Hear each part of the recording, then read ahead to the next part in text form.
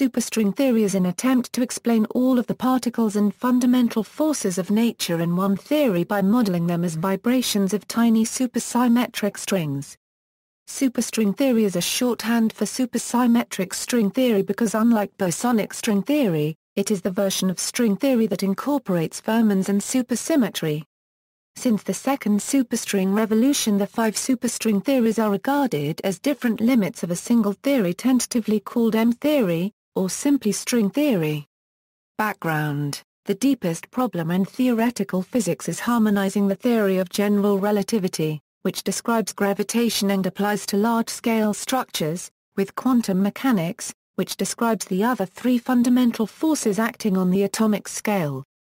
The development of a quantum field theory of a force invariably results in infinite possibilities. Physicists have developed mathematical techniques to eliminate these infinities which work for 3 of the 4 fundamental forces: electromagnetic, strong nuclear and weak nuclear forces, but not for gravity. The development of a quantum theory of gravity must therefore come about by different means than those used for the other forces. According to the theory, the fundamental constituents of reality are strings of the Planck length which vibrate at resonant frequencies.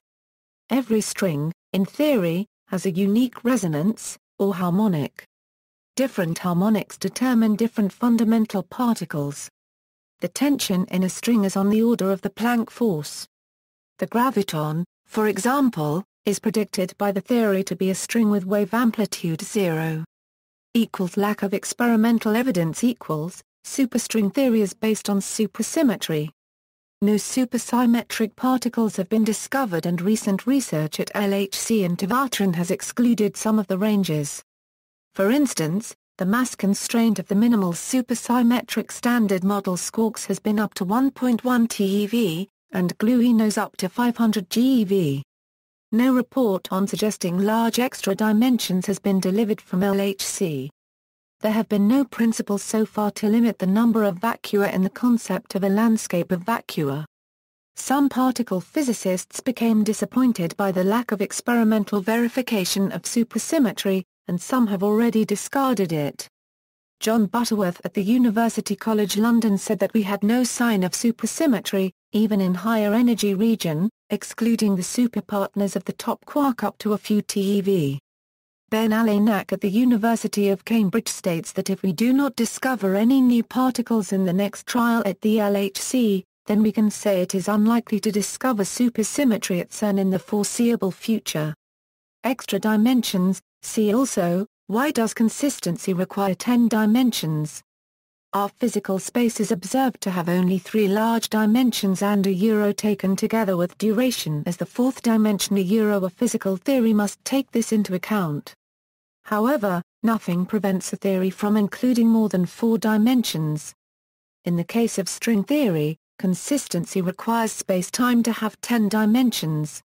The fact that we see only 3 dimensions of space can be explained by one of 2 mechanisms: either the extra dimensions are compactified on a very small scale, or else our world may live on a 3-dimensional submanifold corresponding to a brane, on which all known particles besides gravity would be restricted.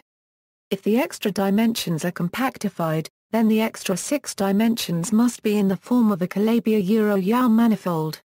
Within the more complete framework of M-theory, they would have to take form of a G2 manifold. Calabi-Yaus are interesting mathematical spaces in their own right. A particular exact symmetry of string M-theory called T-duality, has led to the discovery of equivalences between different Calabi-Yaus called mirror symmetry. Superstring theory is not the first theory to propose extra spatial dimensions.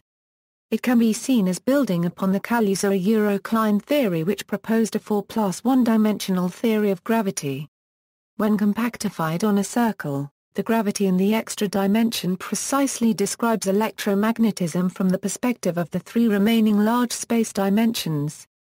Thus the original Kaluza-Klein theory is a prototype for the unification of gauge and gravity interactions, at least at the classical level. However, it is known to be insufficient to describe nature for a variety of reasons. A more complex compact geometry is needed to reproduce the known gauge forces. This is not all. In order to obtain a consistent, fundamental, quantum theory. The upgrade to string theory is also necessary, not just the extra dimensions. Number of superstring theories. Theoretical physicists were troubled by the existence of 5 separate string theories. A possible solution for this dilemma was suggested at the beginning of what is called the second superstring revolution in the 1990s, which suggests that the 5 string theories might be different limits of a single underlying theory, called M-theory. This remains a conjecture. The 5 consistent superstring theories are: the type I string has one supersymmetry in the 10-dimensional sense.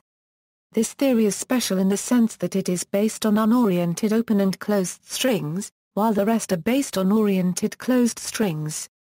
The type II string theories have 2 supersymmetries in the 10-dimensional sense. There are actually 2 kinds of type II strings called type IIA and type IIB. They differ mainly in the fact that the IIA theory is non-chiral while the IIB theory is chiral. The heterotic string theories are based on a peculiar hybrid of a type I superstring and a bosonic string. There are 2 kinds of heterotic strings differing in their 10-dimensional gauge groups, the heterotic E8 string and the heterotic SO32 string is slightly inaccurate since among the SO32 Lie groups, string theory singles out a quotient spin, 32/Z2 that is not equivalent to SO32. Chiral gauge theories can be inconsistent due to anomalies. This happens when certain one-loop Feynman diagrams cause a quantum mechanical breakdown of the gauge symmetry. The anomalies were cancelled out via the Greener-Schwarz mechanism. Even though there are only 5 superstring theories, in order to make detailed predictions for real experiments, information is needed about exactly what physical configuration the theory is in. This considerably complicates efforts to test string theory because there is an astronomically high number €10,500 or more of configurations that meet some of the basic requirements to be consistent with our world. Along with the extreme remoteness of the Planck scale, this is the other major reason it is hard to test superstring theory. Another approach to the number of superstring theories refers to the mathematical structure called composition algebra. In the findings of abstract algebra there are just 7 composition algebras over the field of real numbers.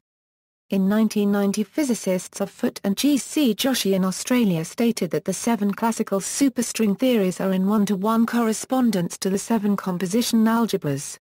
Integrating general relativity and quantum mechanics, general relativity typically deals with situations involving large mass objects in fairly large regions of space-time, whereas quantum mechanics is generally reserved for scenarios at the atomic scale. The two are very rarely used together, and the most common case in which they are combined is in the study of black holes. Having peak density, or the maximum amount of matter possible in a space, and very small area, the two must be used in synchrony in order to predict conditions in such places. Yet, when used together, the equations fall apart, spitting out impossible answers, such as imaginary distances and less than one dimension. The major problem with their congruence is that, at Planck scale lengths, general relativity predicts a smooth, flowing surface, while quantum mechanics predicts a random, warped surface, neither of which are anywhere near compatible. Superstring theory resolves this issue, replacing the classical idea of point particles with loops. These loops have an average diameter of the Planck length, with extremely small variances, which completely ignores the quantum mechanical predictions of Planck scale length dimensional warping. Singularities are avoided because the observed consequences of big crunches never reach zero size. In fact, should the universe begin a big crunch sort of process, string theory dictates that the universe could never be smaller than the size of a string, at which point it would actually begin expanding.